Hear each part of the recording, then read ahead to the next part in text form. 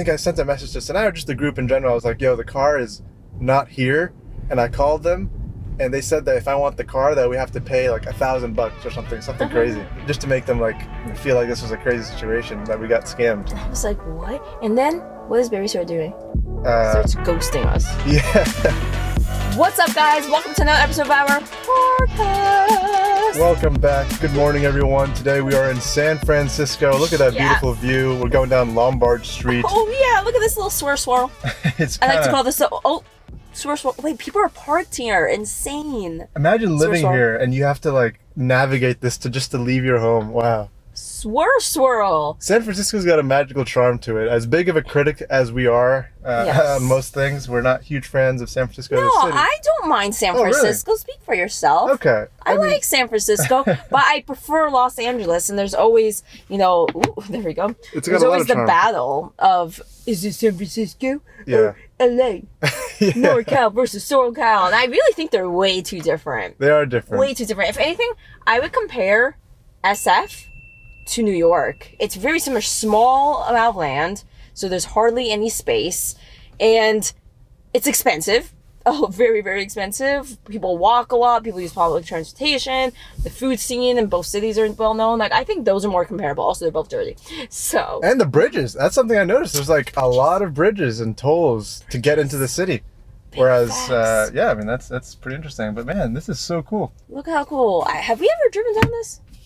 I think we've walked it. I'm not sure if we've driven on it before. What a concept. Isn't this fun? So the reason why I do like San Francisco, though, is because it holds a special place in my heart for a couple of reasons. I used to love the movie The Princess Diaries. It's true.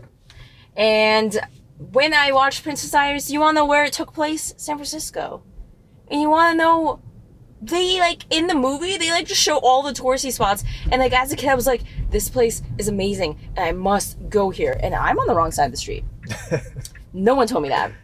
No one told me I was on the wrong side of the street. You were telling a nice story. I didn't want to interrupt. There's no traffic. It's all good. No harm, no foul. Okay, to defend myself, a lot of these streets are one-ways.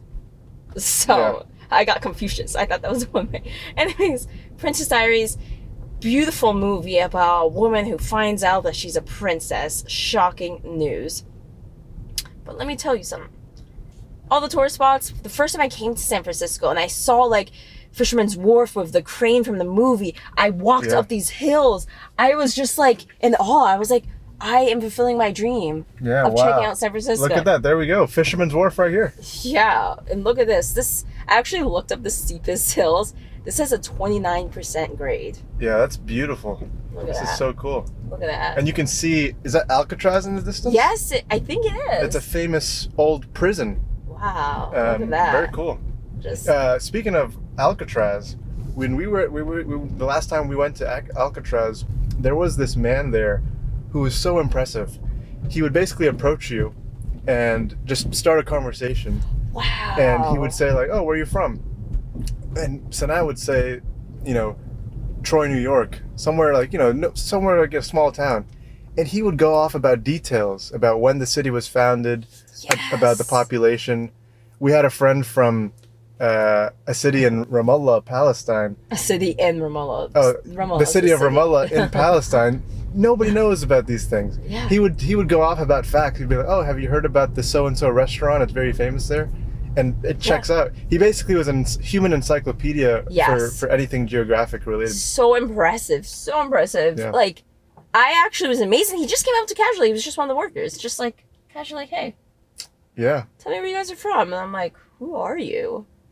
That was really cool. And also, like, isn't it kind of crazy that they just made a prison on, like, an island? And now it's a tourist attraction. And now it's a tourist attraction? So funny, yeah. Like, isn't that kind of weird? I think that's kind of weird. Yeah. That is a thing. That is very weird to me. But yeah, and so during that trip that we came to San Francisco, we did, all the basic touristy things that fulfilled my Princess Diary dreams. But in addition of that, Barry also pulled a very mean prank. A very mean prank. All right, which prank is this one? Oh, I remember this prank. He says, which prank was this? We do a lot of pranks in this household. Yeah, that's true. We're children. You gotta like stay a child. You know what I mean? Yeah. And one way to do that is to prank your loved ones. All with good intentions. All right. Who wants to explain the prank? I think you should explain the prank. All right. So it's a rainy day in San Francisco. We're with a group of friends, and we had a rental car, but parking in San Francisco is terrible. It's very difficult and complicated. Very facts. And so I found this app where you could basically have someone come pick up your car and they'll park it for you. Almost and like a valet service? Yeah, kind of like a valet park service. And then like you pick it up from wherever they park. Yeah. And it's like very affordable. It was like this new app. I don't even know what it's called. It probably doesn't even exist anymore. It's one of like those new startups. Yeah. Classic. So we're trying it out because, you know, we're trying to figure out how to like save money on parking. And you know, we're college students, okay? Yeah. Please save as much as possible. So we use this app. And we had this car. We're hanging out, I think, in the Fisherman's Wharf doing our thing. And then I was the one driving. I'm taking care of the parking. So I use this app. And they take the car and they park it somewhere. So it's a rainy day. At the end, we're like, okay, it's time to go get the car. But instead of all of us getting wet to go find the car, I volunteered and I said, you know, I'll go. Noble Steve. Yeah, I'll go pick up the car. So I use the app. I go to the location that tells me to go to, and I'll tell it from the, you know, kind of the perspective of my perspective. Basically. His POV. Yeah. Oh, look at this tree as well. The car actually was not there at the location, and I was like, okay, what do I do at this point? And I was getting pranked. I felt like I was like, oh my god, everyone's gonna get so mad at me if the car's actually not here. I take a call. It turns out the car was actually just in a different spot. I pick it up, everything's fine. But then I was thinking like, oh, that would be so funny if they actually did think the car was I didn't stolen. know that part, that you actually didn't find the car at first. Yeah. So this stemmed your idea. I had some inspiration. No prank just comes out of the blue. It's kind of the good ones comes with inspiration. So then I was like, okay, how can I get them to believe that the car was actually stolen? Because it was a sketchy app. I'm sure everything was gonna be pretty just believable. like a startup. Yeah. And so I sent a message. I think I sent a message to Sanaa, or just the group in general. I was like, yo, the car is not here. And I called them, and they said that if I want the car, that we have to pay like $1,000 or something crazy. Just to make them like feel like this was a crazy situation, that we got scammed. I was like, what? And then what is Barry start doing? Starts ghosting us. Yeah. So ghosting. Okay, so let me tell it from my perspective, then you can share your perspective. Okay, from my perspective, this was not part of the prank. My phone died. I was on like 1%. I sent them messages saying that the car's not there, but then my phone's died. So the whole idea was that the prank could just go on, or the prank could, you know, last a few minutes, and then eventually here's what I wanted to do. I wanted to pick them up with the car, because I knew where they were waiting. I wanted them to be scared that the car was stolen, then 5 minutes later I'm there to pick them up, everything's good. Turns out my phone was dead, and I didn't know the streets of San Francisco, so I couldn't navigate to where they were. So I was like, oh man, okay, so I have the car now. How do I get back to pick up my friends? I was like, I don't have a phone. I don't know where they are. I can't, no communication. What do? I go to a CVS or like a Walgreens to buy a phone charger. I get the phone charger. I have nowhere to charge. I'm like, San Francisco has no... He didn't process. Yeah, I was like, San Francisco doesn't have any nice little restaurants where I was to like, I can let me use their outlet. So I'm like, okay. So now like probably 20 minutes has gone by. The last message they got was that the car was stolen. Yeah. Or like the app has scammed us. We're called. And it's raining. It's pouring raining. I don't know. It's, you know, it's kind of a dull day. Yeah. I finally end up finding some cafe where they let me use the outlet and charge. Maybe 30 minutes has gone by now. I charge. I get in touch with one of the members of the friend group to tell them I think I told them like partially of what the situation was. Yeah, you're like, okay, secured. Yeah. Like that. Because I still wanted to pick them up. I wanted to get the surprise where I picked them up and they're like, yo, that's Barry. So I was like, okay, in order for that to happen, I need to get one person in the loop. So I told one person, his name was Naif, and you know, Naif, I got under the table like, this is the situation. Tell me where you are. He knew? Pretty sure that wasn't a plan.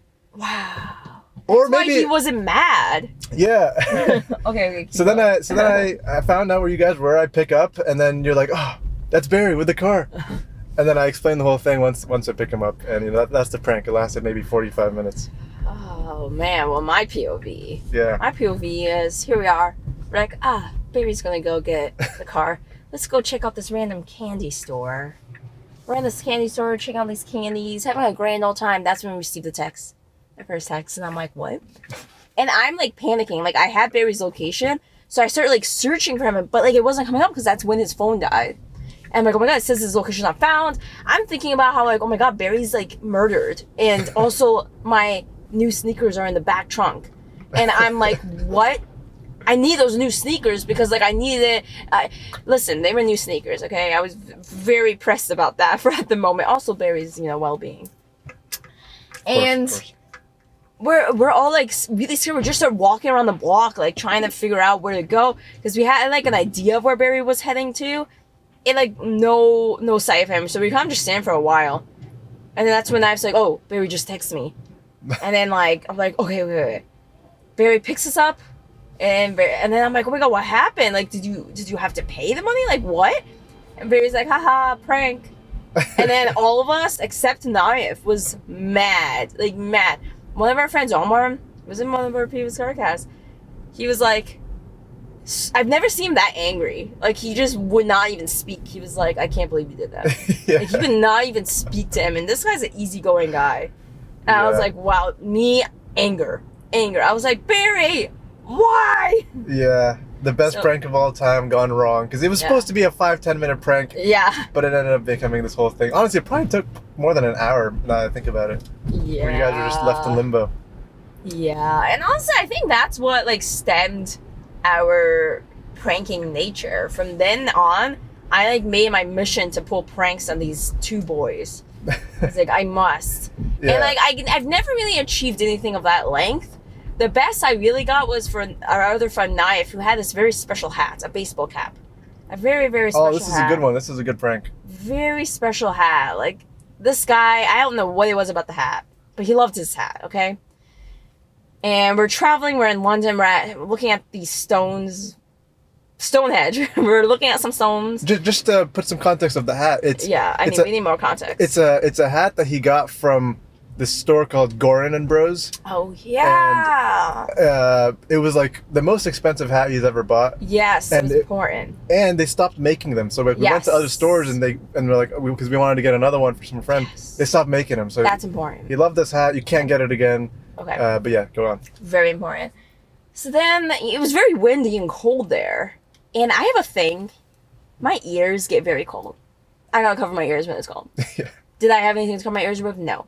So I asked my friend and I'm like, yo, your hat, can I wear it just to cover my ears? Just for this amount of time. And then he's like, oh yeah, of course. So then that's when my brain is like, oh God, I am going to do something very bad. And then I pull, was it Danya or was it Fahima? Who did I pull into it? I believe it was Fahima, who I informed, our other friend Fahima. I inform her, hey, I am going to pretend I lost this hat. Okay? And I need to tell you because I can't keep secrets. So I need to tell you. And I'm like, listen, so then we walk around the path. There's basically just like a loop around the stones. We lose Naif and the rest of the crew. It's just me and Fahima. And we're like, okay, we're going to have to somehow pretend that the hat flew off my head. It went in the stone hedge. Security won't let you in. Like, the hat's gone. Very believable because it was a very windy day. Yeah, it was very windy, like unusually windy. So then Fahima like takes the hat. I'm like, it can't be on me. So Fahima takes it. She puts it in her coat. We're good. And then I go up to Naif and I'm like, I'm so sorry, but the hat flew into like the stone hedge and like the security won't let me in. Like I tried going in, but they got really mad. They said I can't go in there. And then Naif's like, what? So he starts panicking. He's like walking in circles around it. He's like, I don't even see anymore. And I'm like, oh my God, what if it like just blew off somewhere else? And he's like in full panic mode. And the place is like surrounded by like bushes and stuff. So like you couldn't even tell if it was somewhere. Yeah. He's freaking out. He's like, oh my God, my hat, no. And like, he wanted to pretend he wasn't angry. Yeah, but he was. Because it's just a hat. It's just a hat. But we knew he was attached to this hat. We knew he was attached to his hat. And so then Fahima and I are like, like we got Naif to believe it. Like he was fully aligned that this hat was no longer in his possession and I lost it. And he was like, oh my God. And that's it. We go on for a while. We get dinner later on that night. Or was it the next day? How long did I keep this going? It might have been the next day that we got dinner. Yeah. And they were meeting us. Like, I think they were running a little late. Yeah, oh my God. I remember, like, the whole night, Yeah. Naif was like... Yeah, he was Naif was venting. yeah, he was crying. And I wasn't crying, but he was, like, very upset about the hat. Man, so talking about length, like, my prank lasted an hour. This one lasted, like, over a day. Yeah. Where he just thought he lost this thing. He was already, like, Googling where can I get... Yeah. Where can I get this hat from Gordon Bros? But you can't find this again. And then, so they were meeting us at the restaurant. Like, me, Fahima, and Danya were already all sitting down at the restaurant, ready to, like, order. And I'm like, okay, this is the time. I put the hat on, and then Naif and Barry show up. And Naif didn't process it for a second. Like, he just was like, hey, guys. Like, he looked a little down. And then he looks at me again. He's like, what? Is that my hat? Yeah. The hat was with you Less guys all the dramatic. time. Where did you hide the hat? And so it was in Fahima's jacket. Okay, Because alright. Naif also did, like, start searching me. Like, he didn't believe me. Yeah. That was actually gone. Okay. So, yeah. And then Fahima had it, and it was in her jacket. So even he looked in Fahima's bag, too. Because he knew we were together. But, like it wasn't there. Like, Yeah, no luck. the best pranks you need an accomplice for. Yeah, honestly, I need an think accomplice for that's pull off what it the best is. pranks. That's what it's about. So yeah, that was one of the only successful pranks I've ever pulled. I've tried more since then. Not a lot of success. Yeah. So. What's great is that, or what's kind of not great is, now that we have this like culture of pulling so many pranks. Yes. That's the first thing in my mind goes to anytime something goes wrong. Yeah. Like, for example, this past weekend, I lost my wedding ring. I couldn't find it. And it's been like over a day since I've seen it. I was like, where is this wedding ring? And the first thing, I looked everywhere. I spent half an hour looking around the hotel room I was in. And I was like, I in my head, I was like, it's definitely a prank that Fahima pulled off. Yeah. Because Fahima was with us staying. And I was like, she probably took it and wants to prank me. So I'm like not even worried about the ring. I'm like, it's going to show up because, it's just a prank. Still, another day goes by. I'm like, yo, can I just have the ring? And she's like, it's not a prank. I don't have it. She's just like, what? And That's what Barry starts freaking out. yeah. And then, of course, Sana, I finally tell her, I'm like, yo, I can't find the ring. And she spends like 30 seconds looking for it and finds it in my backpack. I just missed it in my backpack. I don't understand. I think this guy spent like an hour searching. Yeah. It was in the most like obvious spot in his book bag, like a very small pocket in his book bag. It was right there. Yeah. And I'm like, you good? I tend to lose things a lot. I always had, growing up, I was like, it'd be a great invention if there was like a chip that you can put in all of your important belongings so you'll never lose it. And then, I found out last week that it's an actual invention from Apple, right? Yeah, AirTags. Yeah. AirTags now exist. You like place it into your wallet or like whatever item, and then you have tracking. Why is nobody talking about this? That's such a cool invention. Like, I think there's a lot of privacy and security worries about it. Oh, I see. So I think that might be why everyone's like, no. Also, side note, I believe we're on the street of the famous burrito spot. Oh yeah, is this Mission Street? Yeah, we're here. Okay, there's this place called La Taqueria. Oh. And it's got the best Oh my god. burritos in the world. Yes. Hands down.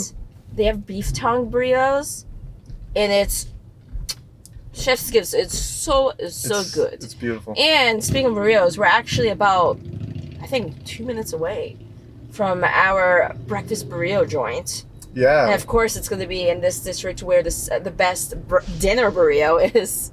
Honestly. So I'm very excited for that. I mean, it's 8 o'clock in the morning. I'm considering having it for breakfast, but I know that would be a bit unorthodox. So maybe not. Honestly, you do you. Is it open though at this hour? Oh, that's true. Probably not. Yeah. That's what matters.